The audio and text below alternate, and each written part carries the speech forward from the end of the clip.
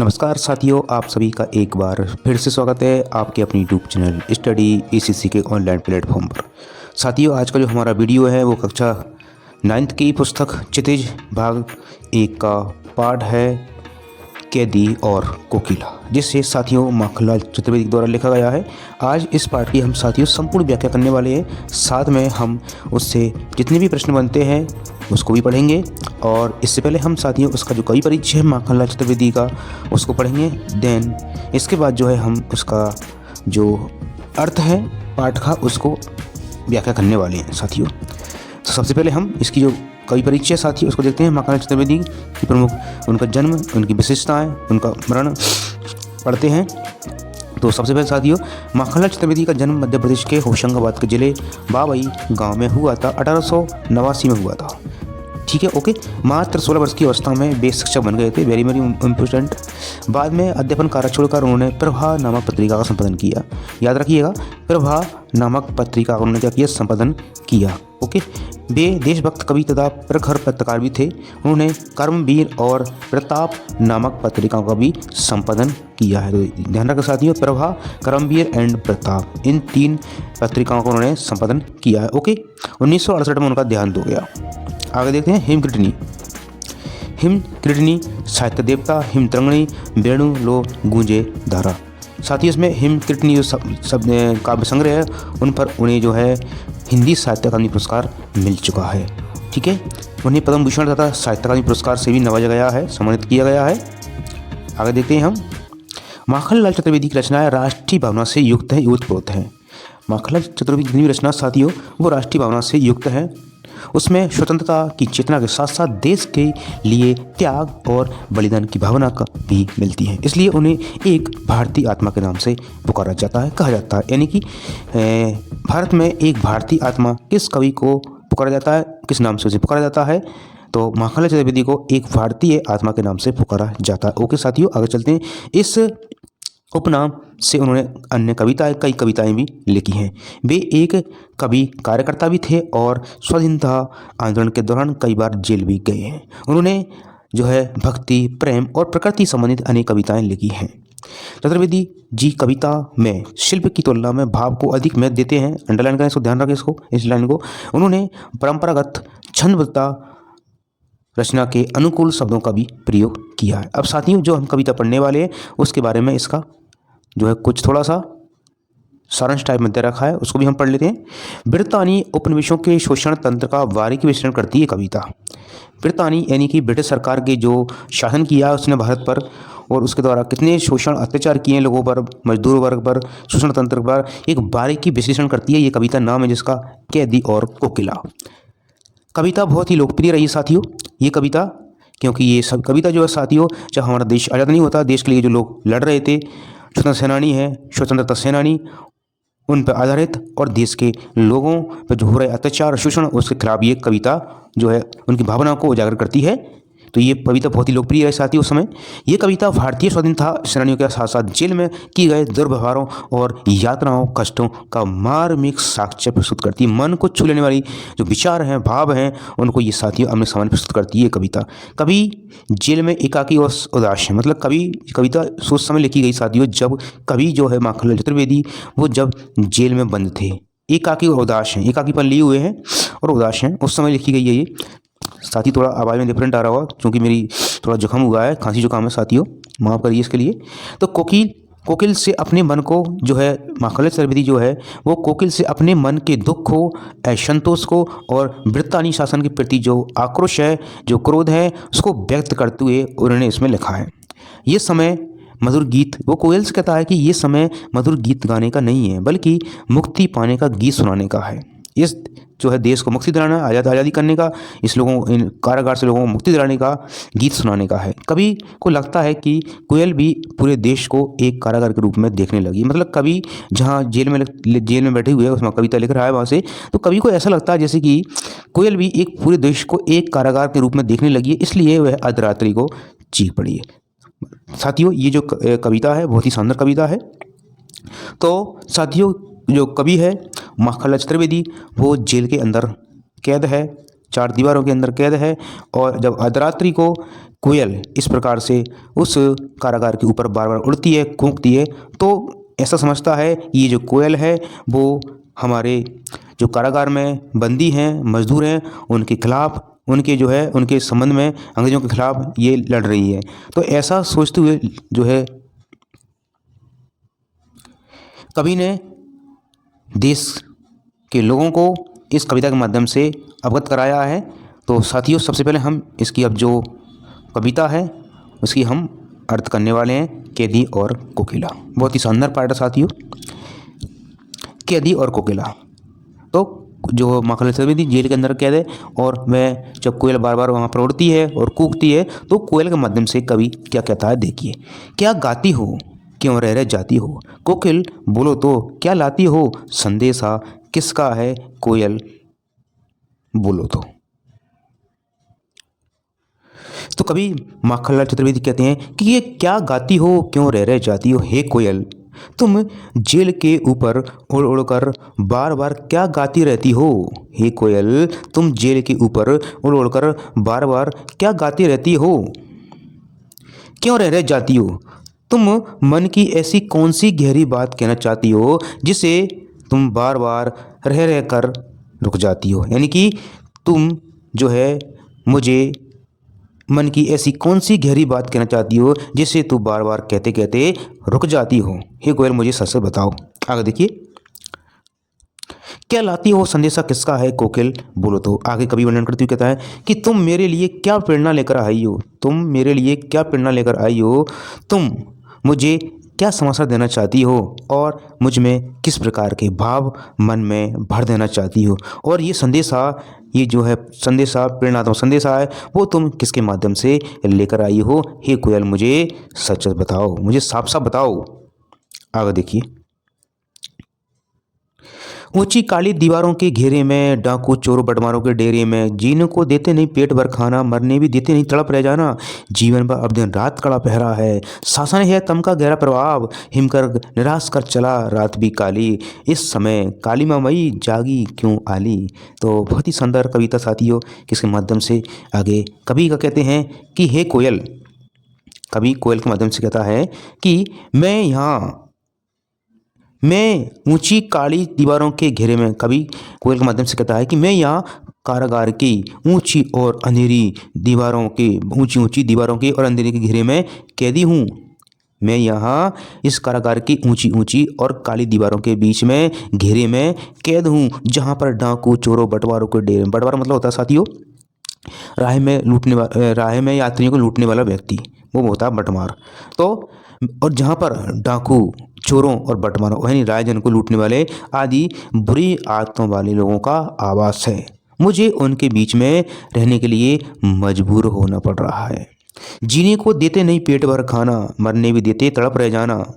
तो आगे कवि वर्णन करते हुए कहते हैं कि यहाँ जीवन काटने के लिए पेट भर भोजन तक नहीं मिलता है, यहाँ जीवन काटने के लिए पेट भर खाना भी नहीं मिलता है, पेट भर भोजन तक नहीं मिलता है, तो मरने भी देते नहीं है तड़प रह जाना, और न तो मर पाते हैं और न ही जी पाते हैं, न तो जी पाते हैं और न ही मर पाते हैं, केवल तड़पते रहते हैं, केवल क्या करते रहते हैं, तड़पते रहते हैं। जीवन पर अब दिन रात कड़ा पड़ रहा है, ऊपर से जो है सरकारी जो है अंग सरकार के जो सिपाही हैं, गुप्तचर हैं, जो उनका चारों ओर से कड़ा पैरा रहता है।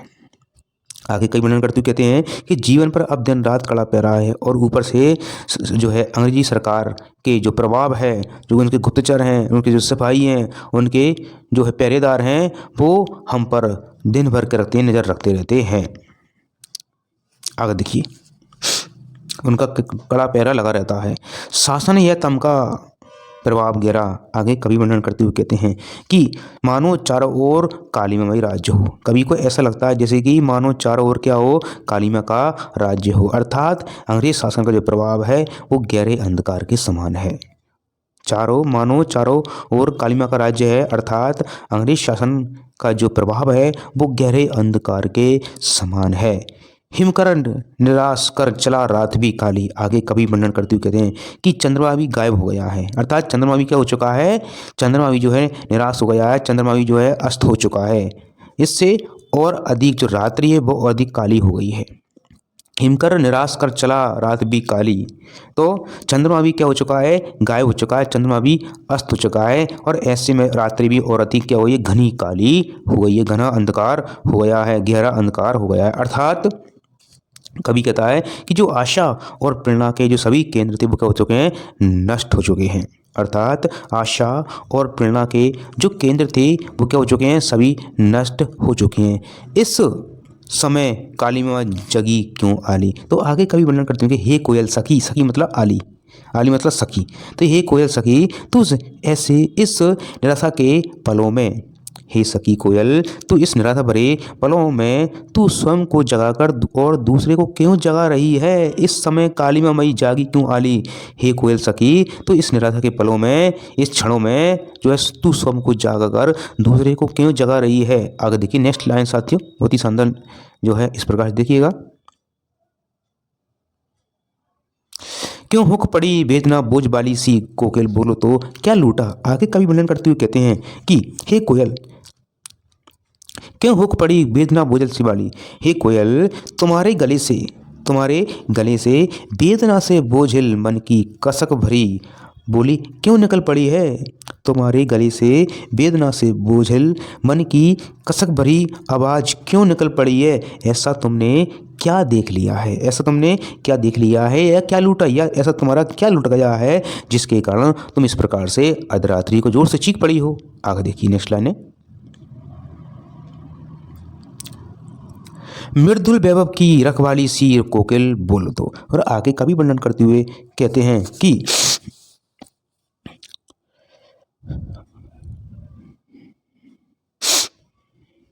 सॉरी दोस्तों, एक बार फिर से देखना।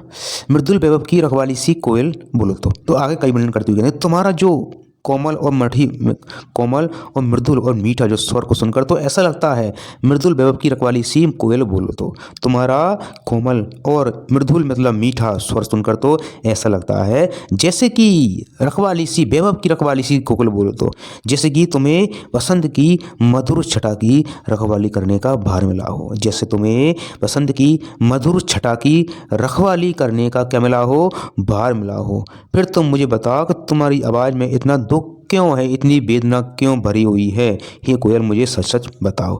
आगे देखिए, क्या हुई बावली अर्धरात्रि को चीखी कोकिल बोलो तो किस दावानल की ज्वालाएं देखी।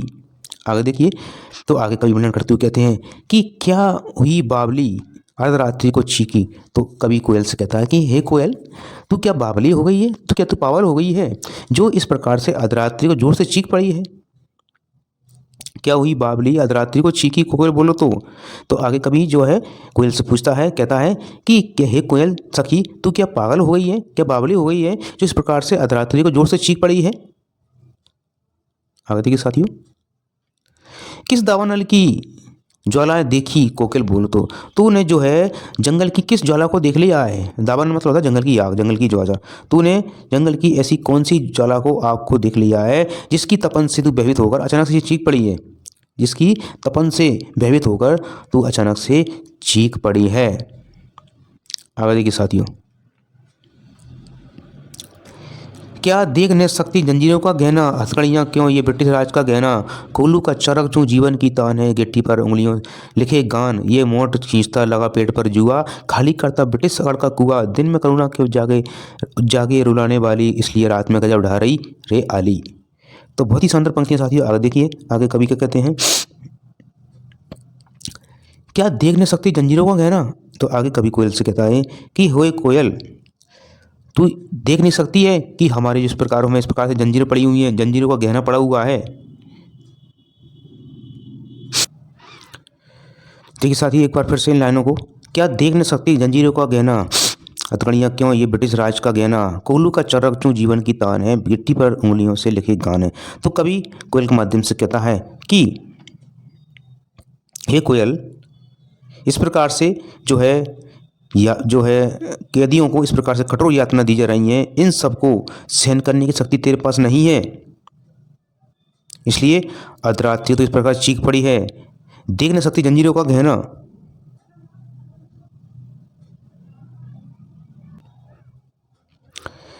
हमारे शरीर पर पड़ी हुई बेड़ियाँ जंजीरों के गहने तुम देख नहीं सकती हो, तुम देख नहीं सकती हो। हथकड़ियाँ क्यों ये ब्रिटिश राज का गहना। तो कवि कहता है कि हम ये स्वतंत्रता सेनानियों के लिए हथकड़ियाँ नहीं है।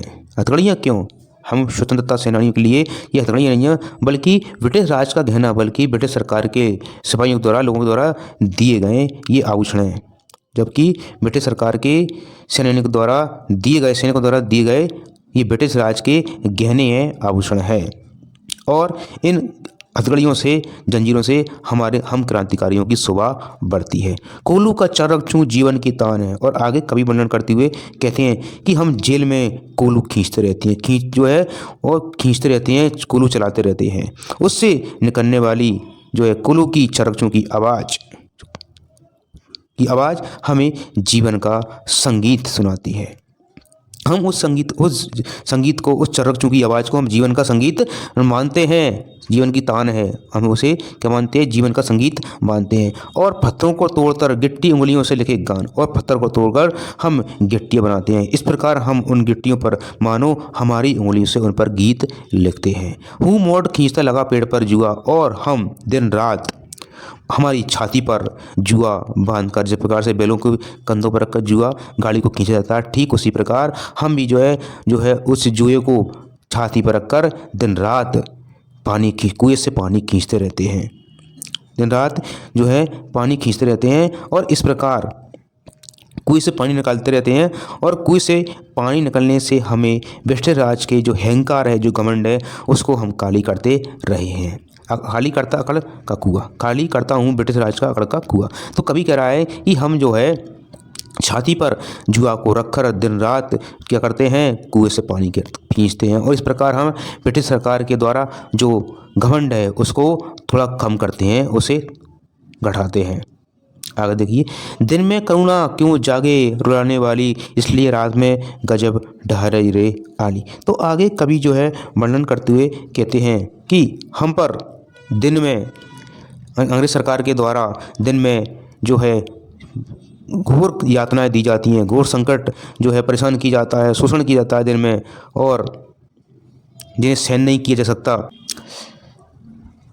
एक बार फिर से देखिए साथी इन लाइनों को, दिन में करुणा क्यों जागे रुलाने वाली, इसलिए रात में गजब ढारई रे आली। तो आगे कवि वर्णन करते हुए कहता है कि दिन में हम क्रांतिकारियों पर घोर यातनाएं दी जाती हैं, हमें जो है हमारा बहुत अधिक शोषण किया जाता है। उस समय अंग्रेज सरकार से किसी भी करुणा की आशा नहीं की जा सकती। उस समय अंग्रेज सरकार से किसी प्रकार की करुणा नहीं की जा सकती, करुणा की आशा नहीं की जा सकती। इसी कारण रात में गजब ढारई रे आली, इसी कारण तुम दिन की अपेक्षा आधी रात्रि को जो है इस प्रकार से आश्चर्यजनक तरीके से जोर जोर से कूक पड़ी हो, इसलिए तुम दिन की अपेक्षा रात्रि में अधिक जो है जोर से कूक पड़ी हो। अर्थात तुम हमारे गांव पर मलहम लगाने के लिए काम कर रही हो, हमारे गांव पर मलहम लगाने का काम करने के लिए इस प्रकार से आधी रात्रि को चीख पड़ी हो। आगे देखिए साथियों, इस शांत समय में अंधकार को भेद रो रही क्यों हो, कोकिल बोलो तो चुपचाप मधुर बीज इस भांति क्यों बो रही हो, कोकिल बोलो तो। हे कोयल, इस अर्धरात्रि के शांत समय में तो इस प्रकार से अंधकार को चीरती हुई क्यों रोने लगी है, क्यों जो है क्रंदन करने लगी है, ऐसी तुझे क्या पीड़ा हो रही है जिसके कारण तू इस प्रकार से चीख पड़ी है। चुपचाप मधुर बो रही बीज इस भांति बो रही क्यों हो, कोकिल बोलो तो। और आगे कई वर्णन करते हुए कहते हैं कि तो इस तरह से करुणामयी कूक के द्वारा अपने हृदय में, हमारे हृदय में चुपचाप से क्रांति के विद्रोह के बीज, क्रांति और विद्रोह के बीज क्यों बो रही हो, क्यों तो है तो इस तरह से इस स्वतंत्रता आंदोलन के में चुपचाप तैयारी में संलग्न हो रही है, कोयल मुझे बताओ। इस शांत समय में अंधकार को भेद रो रही क्यों हो, कोकिल बोलो तो। कवि वर्णन करते हुए कहते हैं कि इस अर्धरात्रि को, इस शांत समय में तो अंधकार को चीरते हुई क्यों जोर से रुंदन के समान, करुणा के समान रो पड़ी हो। चुपचाप मधुर विद्रोह बीज इस भांति बो रही हो क्यों, और इस प्रकार चुपचाप से हमारे हृदय में क्रांति और विद्रोह के बीज क्यों बो रही हो। हे कोयल मुझे सच बताओ। आगे देखिए साथियों, काली तू रजनी भी काली, शासन की करनी काली, काली लहर कल्पना काली, मेरी काल कोडरी काली, टोपी काली कमली काली, मेरी लो श्रृंखला काली, पैरे की हुंकार की ब्याली, तिस पर है काली रे आली। तो आगे कवि वर्णन करते हुए कहता है कि कवि ने जो है कोयल के माध्यम से बताया है, तुलना की है उसके बारे में और कोयल के बारे में। तो कवि कहता है,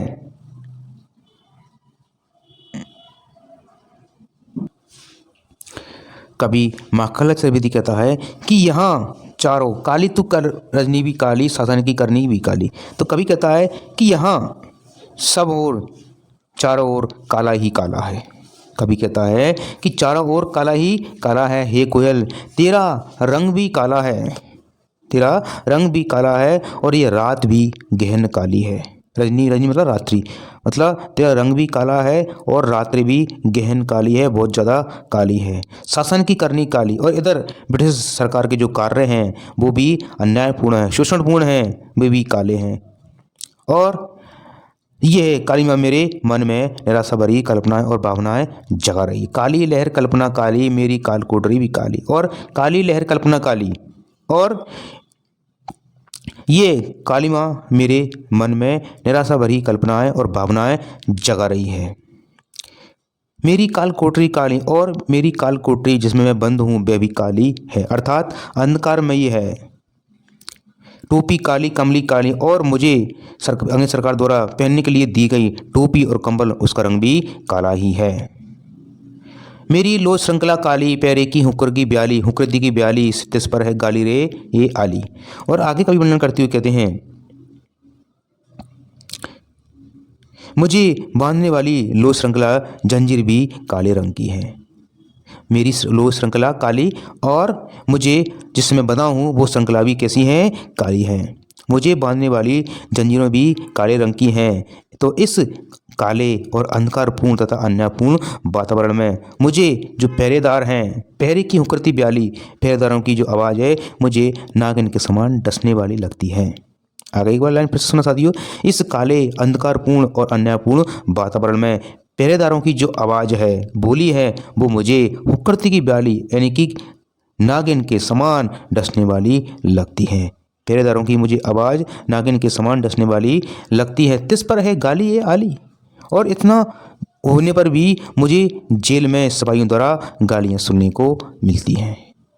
इतना सब कुछ होने के बाद भी मुझे जेल में सिपाहियों द्वारा गालियाँ सुनने को मिलती हैं। आगे देखिए नेक्स्ट लाइन साथियों, इस काले संकट सागर पर मरने की मदमाती कोकिल बोलो तो, अपने चमकीले गीतों को क्यों कर हो रही तैराती कोकिल बोलो तो। आगे कवि वर्णन करते हुए कहते हैं, हे कोयल सखी इस काले संकट सागर पर मरने को मदमाती। तो आगे कई वर्णन करते हुए कहते हैं कि ये कोयल सखी इस कारागार के इस यातना रूपी समुद्र पर, संकट सागर मतलब होता है रूपक अलंकार है यहाँ पर, यातना रूपी समुद्र, यातना रूपी सागर में मर मिटने को तुम क्यों आई हो। हे कोयल सखी तुम इस कारागार के इस जेल के ऊपर यातना रूपी समुद्र में मर मिटने के लिए क्यों आई हो, क्यों मतवाली हो रही हो इस पर मर मिटने के लिए। अपने चमकीले गीतों की क्यों कर हो तैराती, और तुम्हारे ये गीत कारागार के अंधकार में वातावरण में भी आशा और उत्साह जगा रहे हैं। चमकीले गीतों की क्यों कर हो तैराती, तुम्हारे ये जो गीत हैं वो इस कारागार के अंधकार में वातावरण को भी जो है आशा और उत्साह जगा रहे हैं। किंतु अंग्रेजी शासन के इस अंधकार रूपी सागर में तुम इन्हें क्यों व्यर्थ बहा रही हो। आगे सुनो जरा, किंतु अंग्रेजी शासन के इस अंधकार रूपी सागर में तुम इन गीतों को व्यर्थ में ही क्यों बहा रही हो, क्यों तैराती हो मतलब क्यों बहा रही हो, अर्थात इस वातावरण में इनका कोई प्रभाव पड़ने वाला नहीं है। एक बार पूरा पंक्तियों को साथियों एक साथ फिर से सुनना देखिए आप। इस काले संकट सागर पर मरने को मतवादी कोकिल बोलो तो, अपने चमकीले गीतों को क्यों कर हो तैराती कोकिल बोलो तो कवि का वर्णन करते कहता है कि हे कोयल सखी इस प्रकार से कारागार के ऊपर इस यातना रूपी समुद्र में मर मिटने के लिए क्यों मतवाती। हे कोयल सखी इस कारागार के इस यातना रूपी समुद्र में मर मिटने के लिए क्यों आई हो, क्यों मतवाली हो रही हो, क्यों जो है इस पर आई हो मर मिटने के लिए। मदमाती मतलब दीवानी क्यों हो रही हो, ठीक है। मदमाती का अर्थ होता है दीवानी, क्यों दीवानी हो रही हो। अपने चमकीले गीतों को क्यों हो तैराती कोकिल बोलो तो, और तुम्हारे ये गीत कारागार के अंधकार में वातावरण को में भी आशा और उत्साह जगा रहे हैं, किंतु अंग्रेजी शासन के इस अंधकार रूपी सागर में इन्हें तुम व्यर्थ में क्यों बहा रही हो, क्योंकि इस गीत से इन पर कोई प्रभाव पड़ने वाला नहीं है, अर्थात इस वातावरण में इसका इन पर कोई प्रभाव पड़ने वाला नहीं है। आगे देखिए साथियों, तुझे मिली हरियाली डाली मुझे नसीब काल कोटरी काली, तेरा नभ भर में संचार मेरा 10 फुट का संसार, तेरे गीत कहावे कहावे वाह वाह, रोना भी है मुझे गुनाह है। तो कवि ने जो है कोयल के माध्यम से तुलना की है, कोयल के माध्यम से कोयल और सोम के बारे में तुलना करते हुए कवि का कहता है, देखिए आगे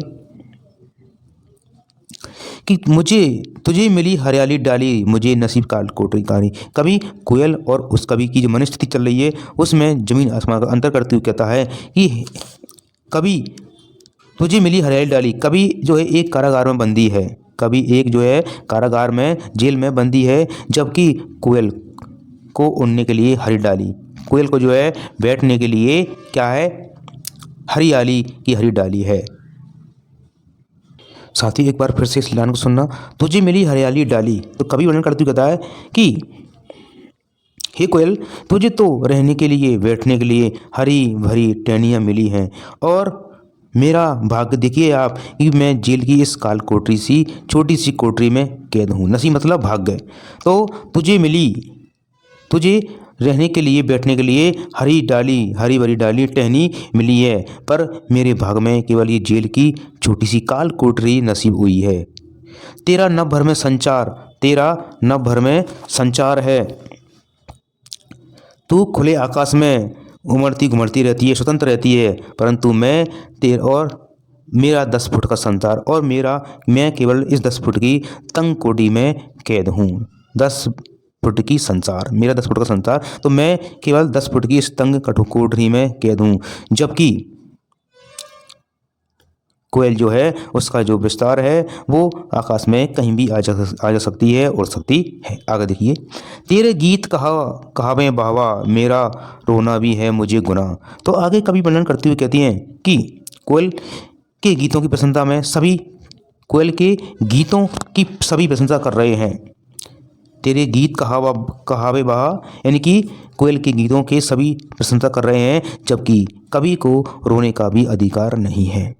रोना भी है मुझे गुनाह है, यानी कि जब लोग वहाँ पर रोते हैं कैदी तो उनको और उन पर यातनाएं दी जाती हैं। तो कवि कह रहा है कि कोयल जब गाती है तो उसकी प्रशंसा में उनकी वाह करते हैं, जबकि कवि का रोना भी उसके लिए अधिकार नहीं है।